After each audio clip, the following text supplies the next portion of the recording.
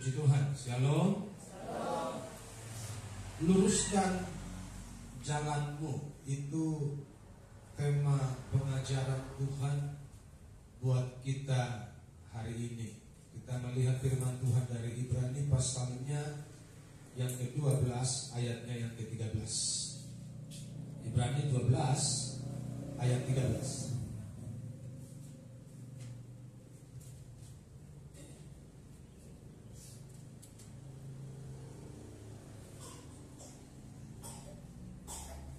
Begini bunyi firman Tuhan.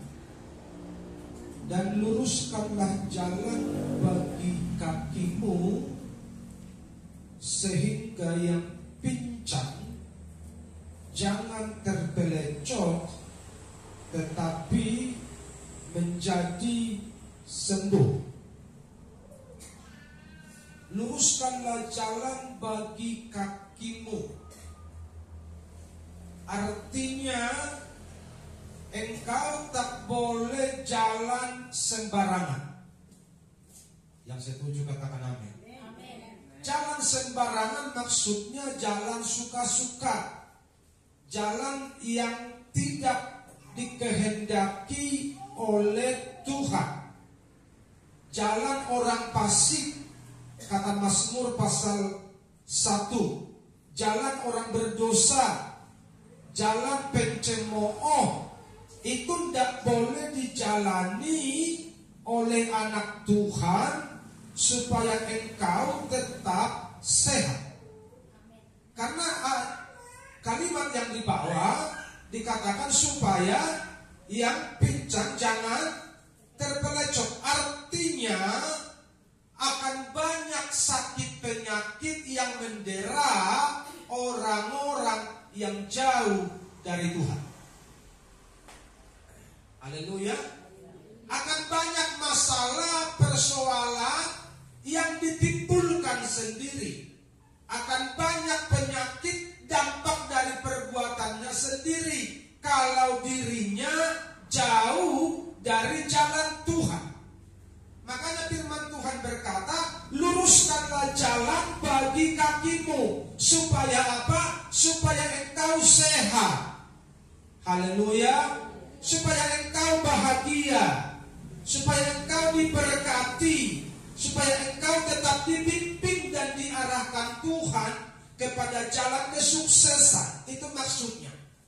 Karena kalau engkau menyimpang dari jalan yang lurus yang dibilang Tuhan, maka engkau akan terpelecot, engkau akan pincang, engkau akan sakit asam urat, gulamu akan naik, diabetesmu akan naik. Kenapa? Karena engkau jauh dari Tuhan, hingga Tuhan tidak buat lagi proteksi di dalam dirimu. Bukan berarti karena kita cinta Tuhan kita makan sembarangan. Ingat, kita baik Tuhan, baik Roh Kudus yang harus dirawat, dijaga sebaik-baiknya. Yang setuju katakan amin. Artinya bukan cuma langkah yang perlu dijaga, pola makan pun perlu dijaga, pola pergaulan perlu dijaga, pola istirahat perlu dijaga. Semua itu dikasih Tuhan hikmat bagi orang percaya supaya kita mendesain hidup kita secara baik, secara tertib, terpimpin sesuai dengan kebenaran Tuhan. Haleluya. Jadi anak Tuhan itu hidupnya terpimpin, merdeka di dalam kebenaran. Makanya luruskan jalan buat kakimu.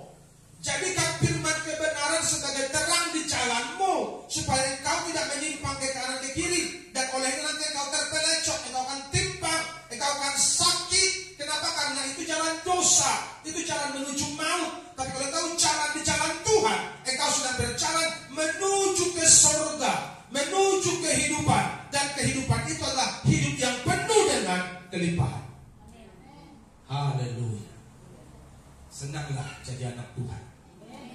Ada berkat-berkat khusus, ada kemuliaan yang Tuhan sediakan bagi anak-anak Tuhan yang sungguh-sungguh hati mengiring Tuhan. Haleluya. Yang pertama, mengapa kita harus luruskan jalan? Supaya hati kita lurus.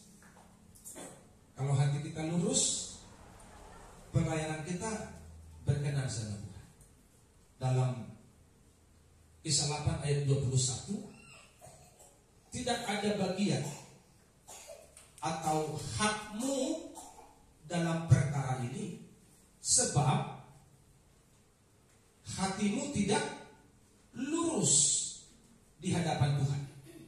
Jadi ada banyak orang Kristen, walaupun dia gereja, walaupun dia kebaktian, walaupun dia baca Alkitab, walaupun dia berdoa, bahkan walaupun dia sudah melayani, tapi hatinya tidak lurus. Haleluya. Itu fakta, tidak bisa disembunyikan, tidak bisa dipungkiri. Banyak anak Tuhan yang berdua rupa, bunglon di gereja alim ulama, di luar maling utama. Itu fakta. Dan gereja Tuhan hari ini, terkhusus jemaat GBI Kasih Karunia, dimanapun engkau ada, engkau harus tetap membuktikan dirimu bahwa engkau anak Tuhan. Engkau harus bisa bertanggung jawab atas dirimu, bahwa dimanapun engkau ada, dimanapun engkau tinggal, dimanapun pergaulanmu, engkau harus tetap membuktikan bahwa engkau adalah anak Tuhan yang asli. Haleluya. Ayat 20, Petrus berkata kepadanya, binasalah kiranya uangmu itu bersama-sama dengan engkau. Ini ceritanya dalam Kisah Rasul, ada seorang yang baru bertobat, namanya Simon. Ketika Petrus dilihat mendoakan orang, mengurapi jemaat, sehingga orang-orang di situ penuh dengan Roh Kudus dan mereka berbahasa roh, sehingga Simon menawarkan sejumlah uang. Dia bilang, ini persembahanku gede. Kalau sekarang, ini persembahanku gede, angkatlah aku jadi sintua. Kira-kira begitu kalau diterjemahkan ke bahasa sekarang. Ini persembahan gede ku berikan. Tahun depan angkatlah aku majelis. Kira-kira begitu. Angkatlah aku pengereja. Kira-kira begitulah strateginya si Simon ini. Berikanlah sama aku kuasa itu, supaya aku berdoa bebas buat orang. Nanti ujung-ujungnya aku akan memperjualbelikan karunia tersebut. Itu mungkin di hatinya. Sehingga Petrus berkata, binasalah engkau dengan uangmu. Kenapa? Karena hatimu tidak lurus di hadapan Tuhan.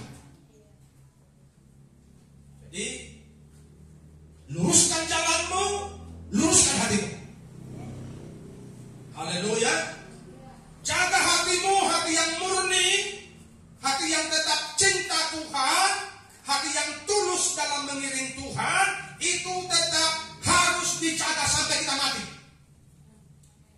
Haleluya. Jangan beri celah. Jangan izinkan hatimu ternodai oleh sakit hati. Jangan izinkan hatimu ternodai oleh ambisi. Jangan izinkan hatimu ternodai apalagi oleh uang, oleh harta, oleh kenikmatan sementara, oleh dunia. Jangan izinkan. Engkau harus jaga hatimu sekuat-kuatnya, supaya hatimu tetap lurus dan tetap murni di hadapan Tuhan. Karena hatimu lah tempat Roh Kudus bertata. Haleluya. Hatimu tempat Tuhan bertata, dan engkau harus bersihkan hatimu sebersih-bersihnya dengan kuasa Roh Kudus dan kuasa firman.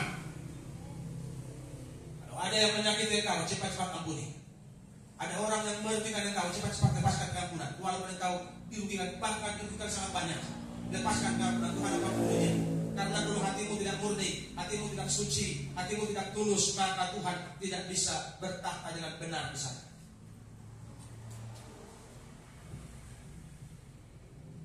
Hati yang tidak lurus akan menghambat karunia roh bekerja di hidup.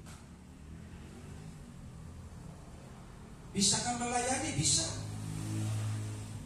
Haleluya. Yang namanya pelayanan itu pakai mulut dan pakai tangan. Jadi kalau selagi dia belum gagu dan bisu, dia bisa melayani dengan baik, terlihat dengan baik. Pertanyaannya, berkuasa apa tidak? Kan itu soalnya. Haleluya. Punya power apa tidak pelayanan?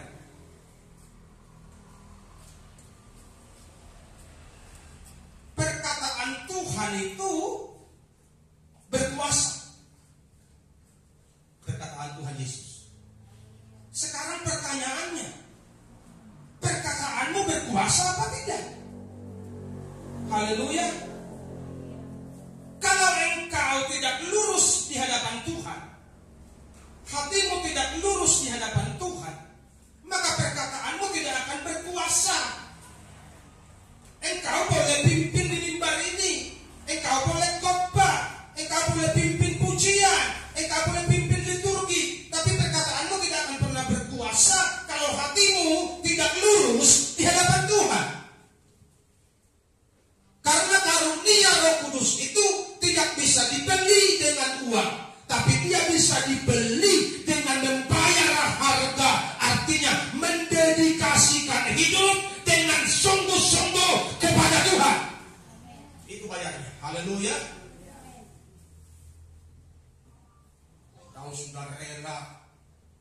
dengan sungguh-sungguh mati hidup buat Tuhan, meskipun susah menderita tetap cinta Tuhan, itu harga yang harus dibayar. Maka pengurapan itu akan deras mengalir. Meskipun saya susah menderita dalam dunia, saya mau iring Yesus sampai selama-lamanya. Ini prinsip nomor 1. Tapi Pak, kami juga mengiring Yesusnya. Mengiring Yesus kalau ada embel-embelnya, itu tandanya hati belum lurus. Betul begitu kan? Haleluya. Mengiring Yesus dengan tulus itu diberkati atau tidak tetap haleluya. Haleluya. Sukses atau tidak tetap haleluya. Sehat atau sakit tetap haleluya. Musim kemarau atau musim hujan tetap haleluya. Pokoknya ikut Tuhan setia sampai mati. Itu yang pertama. Jadi kalau tanpa karunia Roh Kudus, karena hati bengkok, karena hati nggak lurus, maka pelayanan hanya menjadi rutinitas. Namanya aku majelis, ya aku harus melayani. Namanya aku pekerja, ya aku harus melayani. Namanya aku pendeta, ya aku harus melayani. Tapi tidak ada lagi persiapan yang matang. Tidak ada lagi kehausan berjumpa dengan Tuhan, karena hatinya tidak lurus. Dijauhkanlah dari kita yang seperti itu. Jaga hati yang murni dan tulus setiap hari. Haleluya.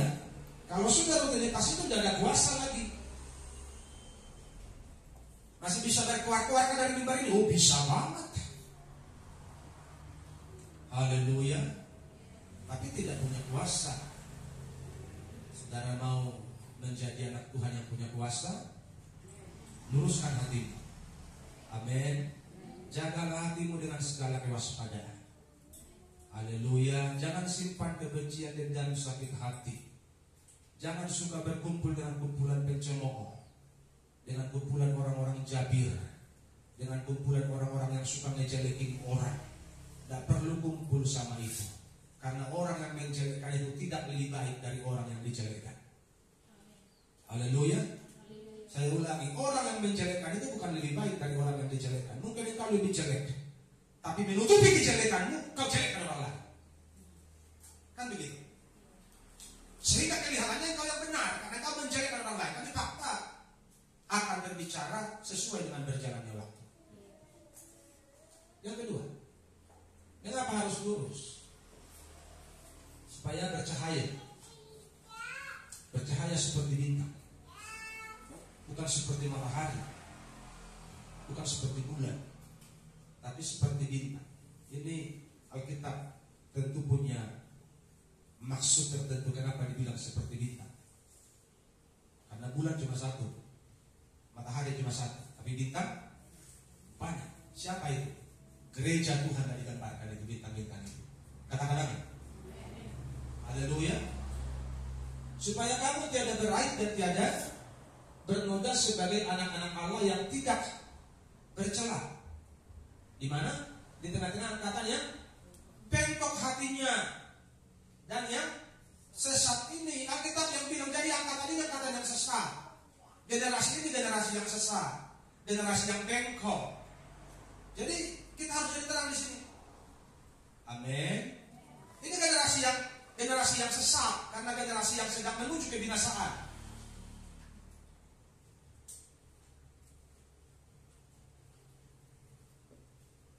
Semua dunia, semua sekarang sedang kacau. Pergaulan rusak. Tidak bisa lagi membedakan tangan kiri tangan kanan. Laki-laki dengan laki-laki menjadi hal biasa. Perempuan dengan perempuan menjadi hal biasa. Kenapa? Karena rusak dunia. Orang berdosa, orang melakukan dosa merasa benar.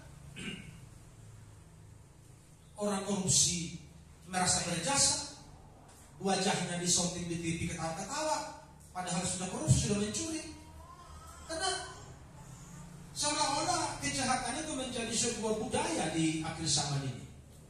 Ini pertanda rusaknya dunia, rusaknya zaman yang akan menyongsong zaman baru, Yerusalem baru yang sedang kita nanti-nantikan. Makanya Alkitab bilang kita ada di angkatan yang bengkok hatinya dan yang sesat.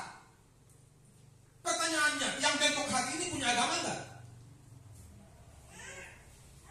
Haleluya. Yang sesat ini beragama enggak? Beragama. Tapi kita ada di sini. Dan kalau engkau ada di angkatan yang bengkok ini, janganlah engkau ikut bengkok. Satu yang aneh. Saya ulangi. Kalau engkau ada di angkatan yang bengkok ini, janganlah engkau ikut bengkok. Tapi tugasmu adalah meluruskan yang bengkok ini. Bila perlu dilas dulu besi-besi yang bengkok itu supaya lurus. Artinya harus pakai kuasa Roh Kudus. Amin. Harus pakai kuasa Roh Kudus. Kalau dengan kekuatan kita tidak bisa. Dunia lebih canggih, lebih pintar sekarang. Betul gak? Kita bicara 1, mereka bicara 10. Tapi kalau kita datang dengan kuasa, maka akan berbeda. Amin. Kalau kita datang dengan kekuatan Tuhan, akan berbeda. Kalau datang dengan ngomong doang tapi kosong, tidak ada kuasa, dunia tidak mau dengar lagi sekarang. Kenapa? Apa rupanya yang tidak bisa diketahui oleh dunia? Tinggal buka Google, semua ada di situ. Bahkan tentang surga ada di situ, betul nggak? Tentang neraka ada di situ. Apa yang nggak ada? Semua bisa dipelajari orang. Dan orang berdosa bisa membuka itu. Karena itu orang-orang yang punya kuasa lah yang harus tampil bagi dunia yang bengkok ini supaya dunia mendengarkan engkau. Makanya baik-baik hidup. Jangan menoleh ke kanan dan ke kiri, tapi luruskanlah jalan bagi kaki. Haleluya. Oh Tuhan, pimpinlah langkahku. Itu setiap hari yang harus kita praktekkan. Amin. Lurus artinya tidak beraib, tidak bercela. Akibatnya hidupmu bersinar. Bersinar, bersinar, itulah kehendak Yesus. Itu lagu dari Gedung Jemaat kan? Bersinar, bersinar, aku bersinar terus. Amin. Jadi anak Tuhan harus bersinar. Kurang kencang. Anak Tuhan harus bersinar. Karena Alkitab bilang bersinar seperti bintang-bintang di dunia. Tadi saya sudah bilang sama saudara, matahari 1 bulan 1, tapi bintang banyak. Dia bisa ada di Jakarta, dia bisa ada di Siantar, dia bisa ada di Sidamanik, di Babiak. Di mana pun engkau ada, engkau harus bersinar. Haleluya. Itu baru anak Tuhan yang siap masuk surga. Menerangi, bersinar itu menerangi. Bukan lagi sekedar kata-kata. Lu bertobat ya, tapi gak bertobat ya. Saya masih ingat, gak pernah lupa saya waktu saya masih SMP dulu. Jadi guru agama kami itu pindah. Akibatnya guru agama kosong. Datanglah pihak sekolah, diperbantukanlah seorang bapak pendeta menjadi guru agama kami. Dan tahu saudara, zaman dulu itu kan papan tulis itu 2 besar-besar. dia datang, langsung dia ambil buku, dia tulis di papan tulis. Ini dua papan tulis. Di situ dia mencatat. Setelah begitu dia duduk. Dia mulai merokok. Kencang kali merokok. Seminggu 2 minggu saya masih ikut pelajaran agama ini. Minggu ketiga saya tidak ikut lagi karena capek saya menulis. Tidak diterangkan, cuma tulis. 2, tulisannya pun bagus, kecil tulisannya, bagus tulisannya, kecil. Jadi setelah bisa lihat 2 papan tulis gede, kita harus tulis itu 2 jam dah habis. Minggu ketiga saya tidak datang lagi pelajaran agama. Saya cabut. Itu sikap yang jangan ditiru, karena itu sebuah kesalahan. Tetapi tentu karena situasinya tidak menyenangkan untuk belajar, saya cabut. Ya, pelajaran agama saya cabut. Ketahuan sama ibu wakil kepala sekolah, dipanggillah saya. Terjadi kebocoran informasi. Nggak tahu siapa yang bocorkan. Ibu wakil kepala sekolah tahu saya anak pendeta. 2 kali terpaksa hukuman sama saya. Yang cabut bukan cuma saya. Bukan cuma saya, ada beberapa teman yang cabut, tetapi khusus buat saya hukuman menjadi double. Dia bilang, kau itu ternyata anak pendeta kau ya. Kenapa kau cabut pelajaran agama? Saya bilang, pelajarannya nggak enak bu. Banyak kita anak-anak kan jawabnya kan enteng aja, nggak enak bu pelajarannya. Kalau yang guru agama yang dulu enak pelajarannya, diterangkan. Ini kenapa rupanya? Cuma tulis doang ibu, 2 papan tulis, disuruh nulis, capek kali ya, bosan aku. Tapi nggak boleh begitu, biar apapun harus nurut. Ya beli basin kan, apanya beli bas, ruler. Wah, kayak pantat ini, sudahlah, terima aja lah. Kau anak pendeta ya, gitu kan, Itulah dulu ceritanya. Natallah kami, Natal sekolah di gereja guru agama kami yang jelas-jelas adalah pendeta, dan dia adalah yang khotbah di situ. Saya masih ingat, entah khotbahnya menyinggung kami yang suka cabut atau tidak, itu urusan dia. Tapi khotbah dia bukan tentang Natal. Khotbahnya itu Matius 3:10. Bertobatlah sebab kerajaan surga sudah dekat. Waktu itu hati saya bicara begini, sama-sama tak bertobat dan kita Pak. Karena Bapak pun merokoknya 2 kali kulihat. Mudah-mudahan saya diampuni Tuhan. Waktu Bapak itu bertobat begitu, hati saya berkata begitu, sama-sama tak bertobat dan kita Pak. Saya belum bertobat, saya suka cabut, tapi Bapak juga suka merokok 2 kali dan merokoknya. Karena saya terdidik dari keluarga Pentakosta.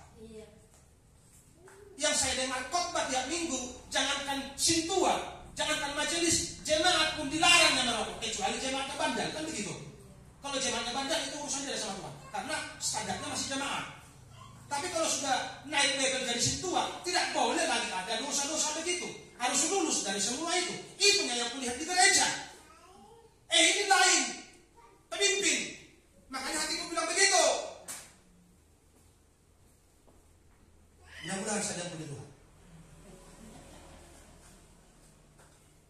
Jadi banyak orang begitu pintarnya ngomong, lu harus tobat. Tapi yang tobat sendiri hatinya belum lurus. Makanya sekarang mari sikap hidup yang harus ditunjukkan. Karena khotbah yang hidup itu adalah hidupmu sendiri. Haleluya. Khotbah yang terbaik itu adalah sikap hidupmu sendiri. Buktikanlah kepada dunia bahwa engkau anak Tuhan. Buktikanlah kepada dunia kalau engkau majelis. Buktikanlah kepada dunia kalau engkau setua. Buktikanlah kepada dunia kalau engkau pendeta yang menjadi contoh dan teladan kepada dunia. Barulah khotbah kita berkuasa. Perkataan kita berkuasa. Khotbah kita akan didengar